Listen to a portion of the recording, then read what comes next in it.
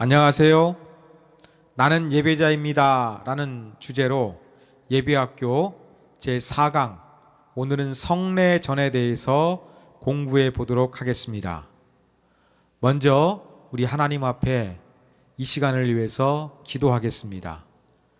기도는 강의 안에 있는 기도문을 그대로 적으시면 됩니다. 다 같이 기도하시겠습니다.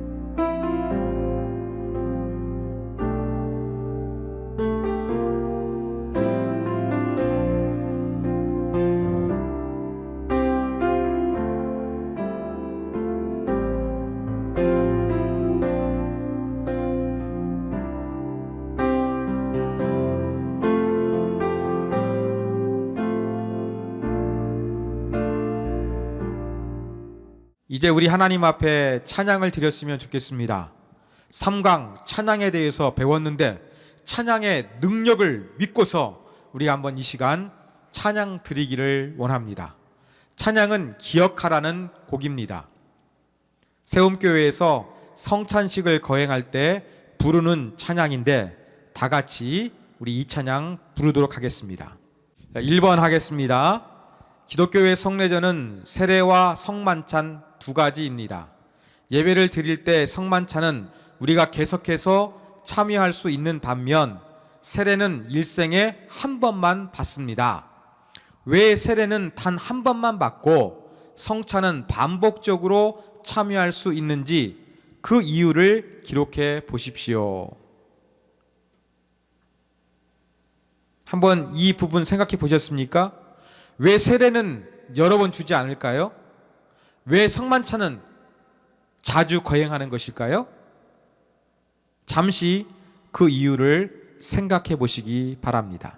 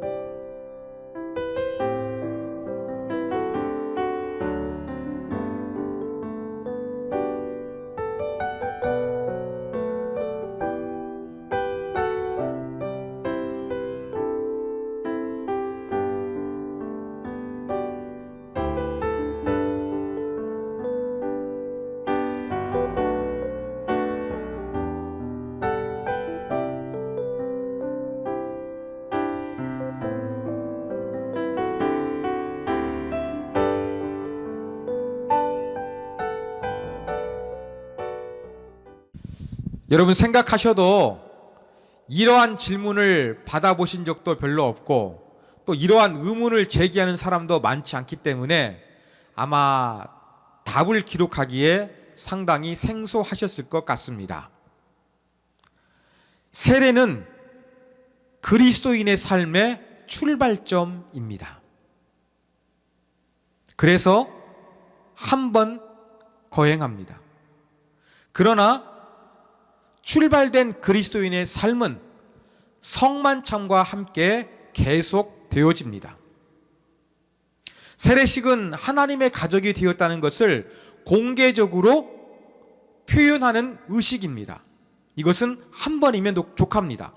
그러나 성만찬은 그리스도인이라고 한다 그러면 하나님의 사랑과 은혜를 반복적으로 경험하고 기억하면서 평생을 살아가야 할 것입니다.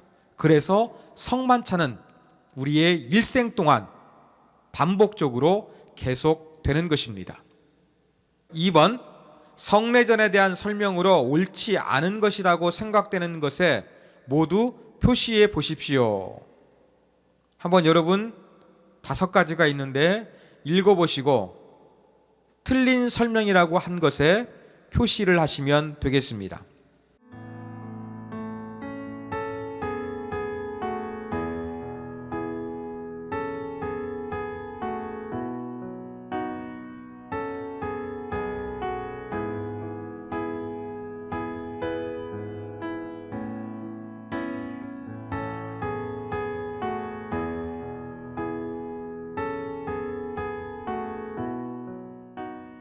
네, 이제 우리가 2번을 한번 정리해 보겠습니다. 하나님의 은혜와 사랑을 전달하는 통로, 성례전의 의미 맞습니다. 하나님의 은혜와 예배자들의 응답이 나타나는 현장, 네, 이것도 맞습니다. 교회에서 투표권을 얻기 위한 자격 획득, 이것은 틀립니다. 네 번째, 성도들의 공동체 의식을 재확인하는 예배 의식 맞습니다. 5번째, 교회에서 직분을 받기 위한 통상 절차, 이것은 틀립니다. 여러분, 세례 받아야 교회 안에서 투표권을 주어지는데 이것 때문에 세례 주는 거 아닙니다. 또 직분을 받기 위해서 세례 받아야 되고 성찬에 참여할 수 있는 자격을 얻어야 된다? 이것도 아닙니다. 이것은 본질적인 것이 아니라는 것을 기억하시면 됩니다. 이제 초기 기독교의 예배를 살펴보겠습니다. 3번, 예수께서 부활하신 이후 초대교회 예배는 유대인의 회당 예배와 완전히 달랐을까요? 당신의 의견을 표시해 보십시오. 완전히 달랐을 것이다. 비슷했을 것이다. 잘 모르겠다. 한번 기록해 보십시오.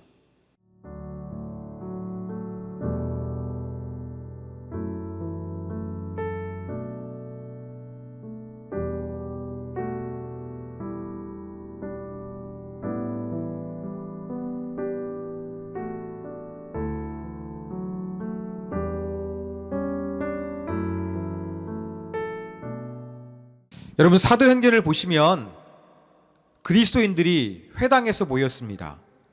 또 새로운 곳에 복음을 전파하기 위해서 갔을 때에는 가장 먼저 방문한 곳이 회당이었습니다. 기독교인들에게 회당은 매우 익숙한 곳이었습니다. 그렇다면 초기 기독교회의 예배와 회당의 예배는 매우 일치했을 것입니다. 또 성경을 연구하는 학자들도 회당의 예배와 기독교 예배가 일치하는 부분이 많다, 이렇게 설명하고 있습니다. 차이점도 있는데 이것은 다음에 말씀드리겠습니다. 4번, 세례에 대하여 공부하겠습니다. 세례는 기독교회가 탄생하기 이전부터 행해지던 종교 의식이었습니다. 세례자 요한은 어떤 의미에서 사람들에게 세례를 주었습니까? 마가복음 1장 4절을 기록하십시오. 여러분, 짧은 구절입니다. 성경을 찾아 기록하시면 됩니다.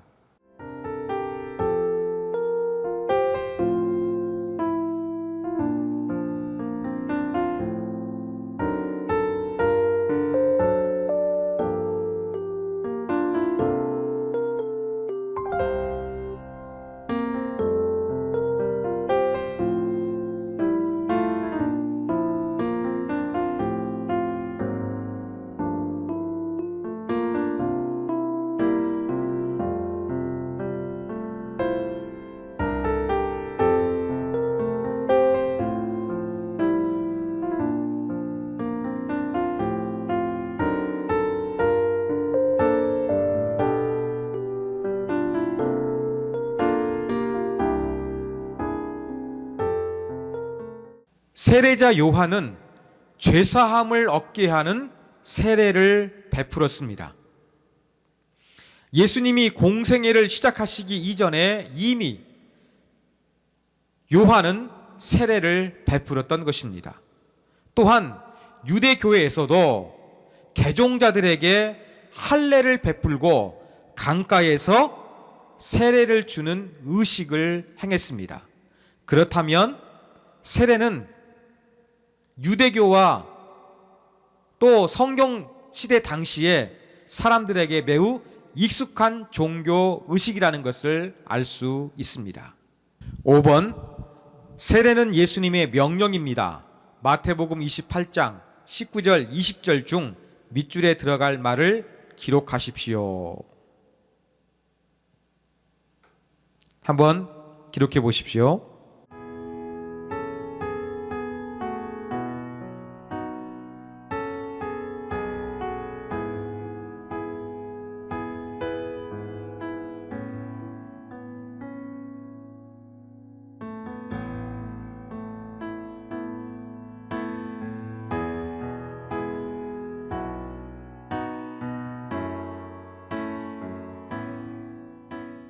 그러므로 너희는 가서 모든 민족을 제자로 삼아 아버지와 아들과 성령의 이름으로 세례를 베풀고 내가 너희에게 분부한 모든 것을 가르쳐 지키게 하라.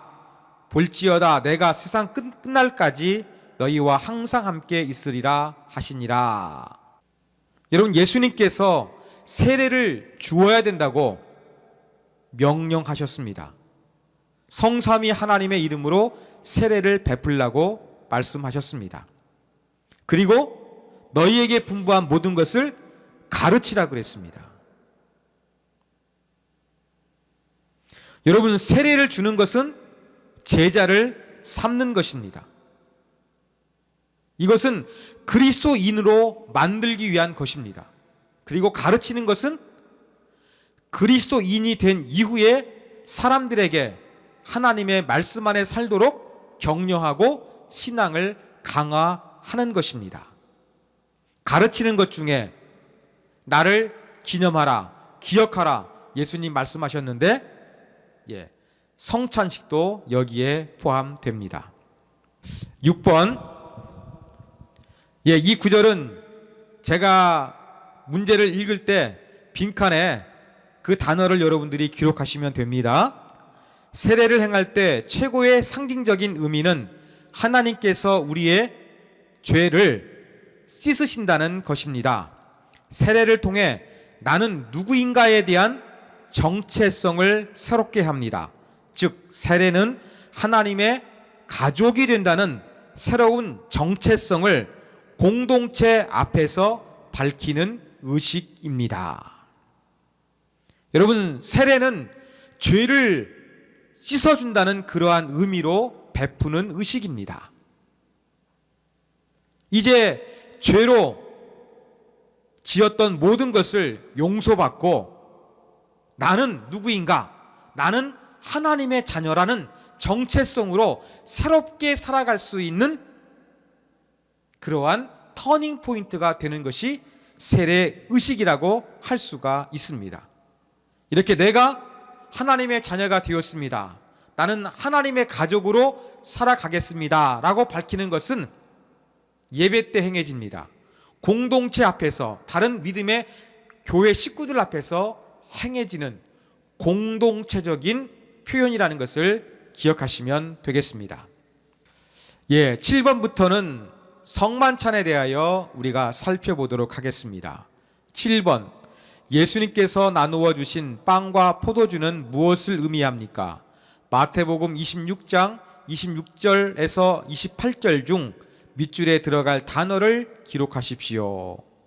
여러분, 성경 찾으셔서 밑줄에 들어갈 단어를 기록하시면 되겠습니다.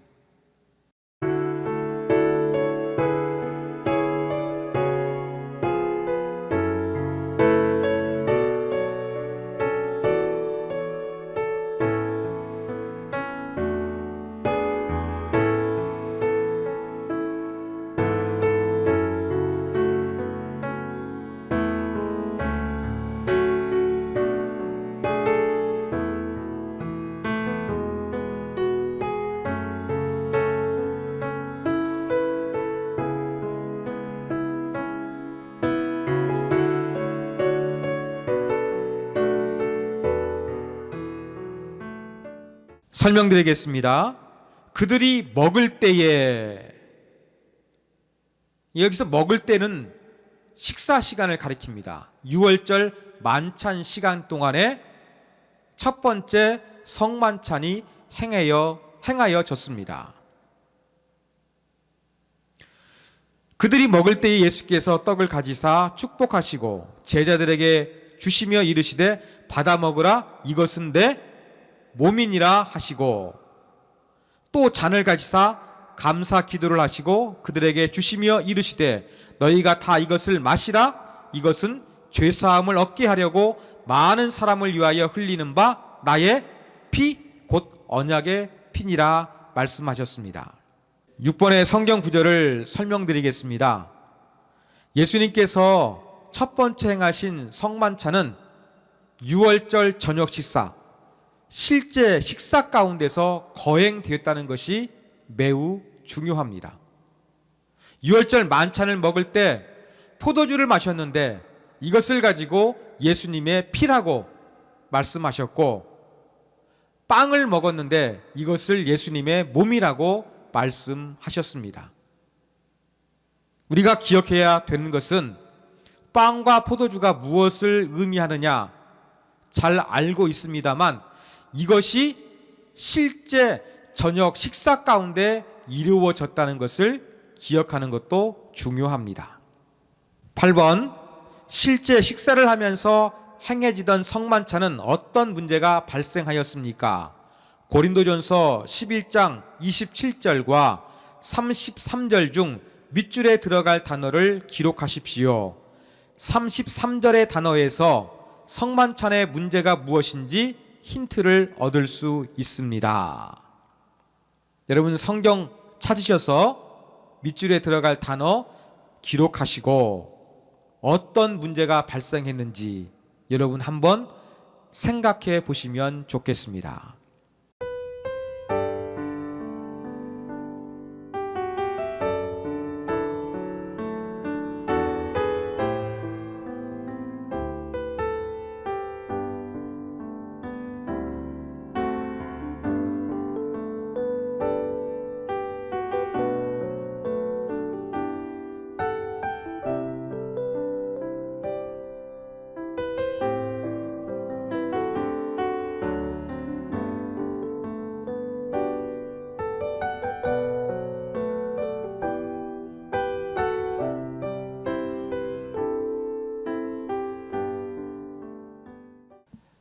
성경 구절 읽고 설명드리겠습니다.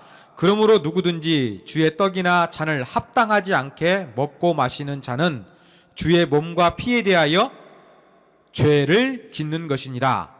그런즉 형제들아, 먹으러 모일 때에 서로 기다리라. 고린도 교회에서 성만찬을 실제 행했습니다. 예수님께서 실제 식사 가운데 성만찬을 행하셨던 것처럼 고린도 교회에서도 실제 식사를 했습니다. 그런데 부자들은 시간적인 여유가 있으니까 일찍 자기들이 가지고 왔던 음식을 먼저 먹어버렸습니다. 심지어 포도주까지 너무나 많이 마셔가지고 술 취한 상태의 모습을 보여주었습니다. 그런데 가난한 성도들도 있었습니다. 노예들, 해방된 노예들, 이러한 사람들은 생업 때문에 바빠서 일찍 올 수가 없었습니다. 일을 한 다음에 또 음식을 자기가 챙겨서 가지고 온다는 것은 늦을 수밖에 없었습니다. 일하고 힘들고 지친 상태에서 성만찬에 참여하려고 왔는데 음식을 다 먹어버리고 심지어 술 취한 모습을 보이고 있는 교회 식구들의 모습을 한번 생각해 보십시오. 늦게 온 사람들의 마음이 어떠했겠습니까? 여러분, 로마 사회는 철저한 계급 사회였습니다. 로마 시민권 가진 사람이 최고였고 노예들은 인간 취급도 받지를 못했습니다. 계급이 철저했기 때문에 식사할 때에도 상석이 어디 있는지, 어떤 사람이 어느 자리에 앉아야 하는지 전부 다 정해진 것이 바로 로마 사회였습니다. 그런데 이렇게 철저히 계급화된 로마 사회에서 평등을 경험할 수 있는 그러한 자리가 어디였느냐? 성만찬이었습니다. 성만찬은 예수님의 몸과 예수님의 피를 통하여 그리스도 안에서 우리가 한 가족이 되었다는, 모두가 하나님의 가족이라 똑같다는, 평등하다는 그러한 의미가 담겨져 있었습니다. 그런데 부자들이 자기가 준비해 놓은 음식을 다 먹어버리고 심지어 술 취한 상태에서 있었기 때문에 부자들은 교회 안에서도 1등 교인이 되었고, 가난한 노예들은 여전히 세상과 똑같이 자기는 낮은 지위의 사람이라는 것을 느껴야만 했던 것입니다. 이렇게 고린도 교회의 성만찬은 교회와 세상이 무엇인가 분명히 다른 모습을 보여줘야 되는데, 부자들이 가난한 사람들을 배려하지 못함으로 말미암아 공동체성이 파괴되고 세상과 똑같은 모습을 하는 그러한 자리로 변질되었던 것입니다. 9번, 초기 기독교회의 성만찬은 에라노스, 즉 각자 먹을 것을 가져와 전부 모아놓고 다 같이 함께 나누어 먹는 것이었습니다. 성만찬이 끝나고 남은 음식은 가난한 사람들에게 보내주었다는 기록이 있습니다. 모든 사람이 음식을 가져와서 나누어 먹고, 또 먹고 남은 음식을 가난한 사람에게 보냈다는 초기 성만찬을 통해 우리가 배울 수 있는 것은 무엇이라고 생각하십니까? 한번 여러분의 생각을 기록해 보시면 좋겠습니다.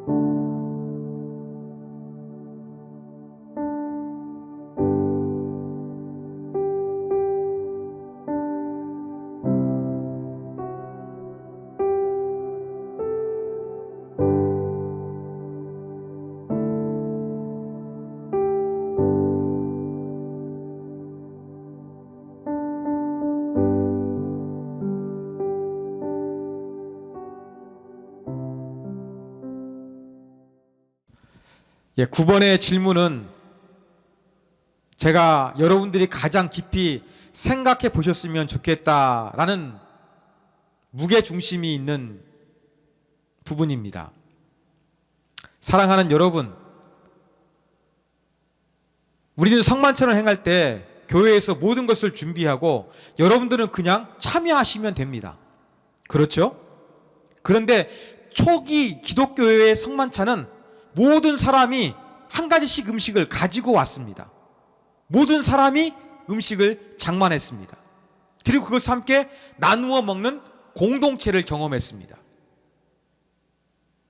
그리고 남은 음식이 있으면 심지어 성만찬에 참여하지 아니했던, 어쩌면 예수님을 모르는 가난한 사람들에게도 그 음식을 보냈습니다.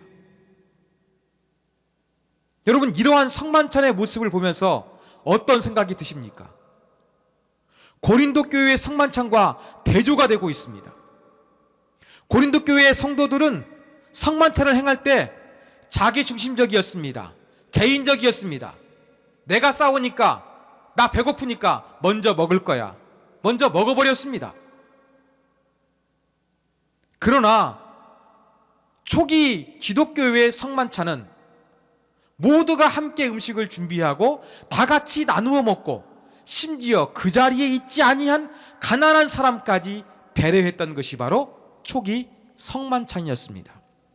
음식을 통해서 모두가 평등하고 하나님의 가족이고 하나이고 예수님이 우리를 위해서 희생하신 것처럼 우리도 가난한 사람들에게 음식을 나누어 주면서 희생하는 삶을 또 섬기는 삶을 담고자 했던 것이 초기 기독교인의 성만찬이라는 것을 우리가 반드시 기억했으면 좋겠습니다. 10번 아래의 보기 중에 성만찬의 의미가 아닌 것에 체크해 보십시오. 한번 읽고 체크해 보시기 바랍니다.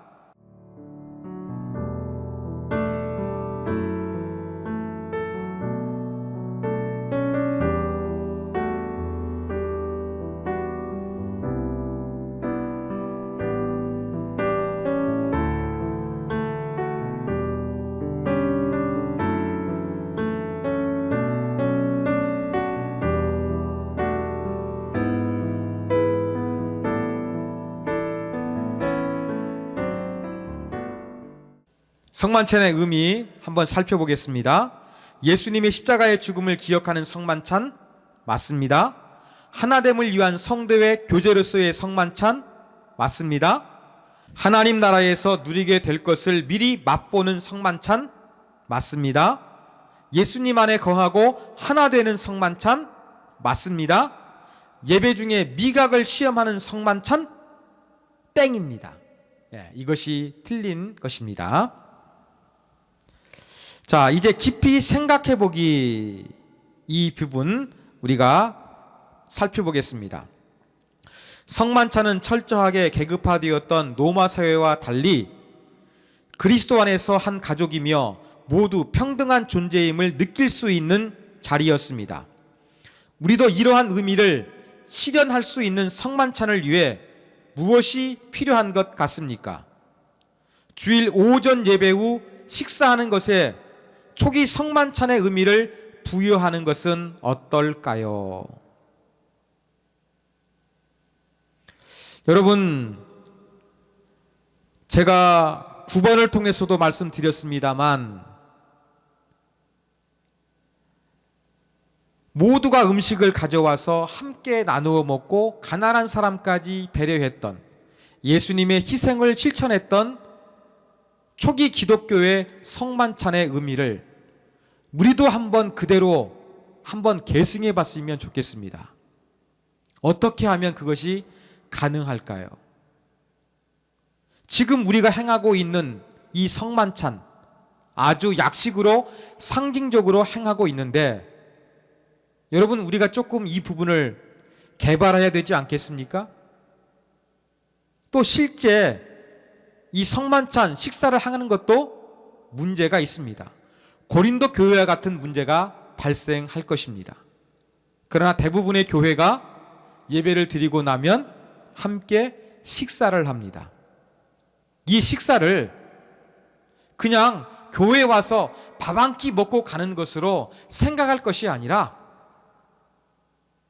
하나님의 가족으로서 깊은 교제를 나눈다는 의미로 우리가 주일 식사를 같이 먹고 마셨으면 좋겠습니다. 그것뿐만 아니라 또 주일 식사를 준비하는 이 손길들, 특히 여자분들이 많이 분주하실 텐데 식사를 준비하시면서도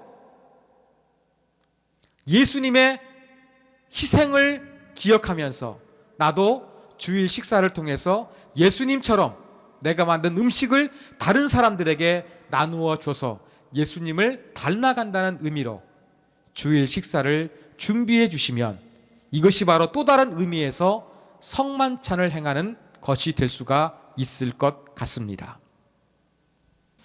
또 한 가지 깊이 생각해 보기 원하는 것은 성만찬을 통해서 우리가 하나님의 가족이요 모두가 평등한 존재임을 느끼는 것도 한번 더 깊이 생각해 보기를 원합니다. 제가 이 강의안을 준비하면서 읽었던 책 가운데 이런 구절이 있었습니다. 성경은 성만찬에 참여할 수 있는 자격들을 언급하고 있지 않다. 대부분의 교회는 세례 교인 이상 성만찬에 참여하게 합니다. 그런데 성만찬이 계급이 없이 모두가 평등하게 하나님 안에서 한 가족임을 나타내는 의식이라고 한다면 여러분 여기에 어린 아이들을 참여시키는 것은 어떠하겠습니까? 대한민국 부모님들을 보면 자녀들이 잘 되길 원하는 마음으로서 교육열이 대단합니다. 조기 교육을 시킵니다. 조기 유학을 보냅니다. 그것이 안 되면 선행 학습이라도 합니다. 자녀가 세상 공부를 잘하기 위해서 이렇게 조기 공부, 선행 학습을 시키는데 여러분 신앙적으로 좋은 신앙인이 될 수 있도록 조기 신앙 교육 이거 하면 안 되겠습니까?